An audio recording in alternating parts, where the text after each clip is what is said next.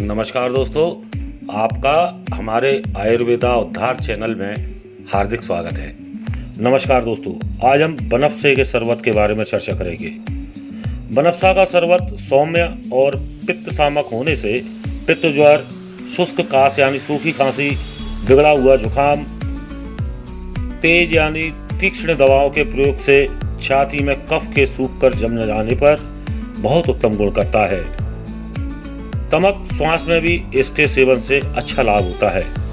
बनफशा का शरबत बनफशा की पत्ती, चीनी आदि के मिश्रण से बनाया जाता है।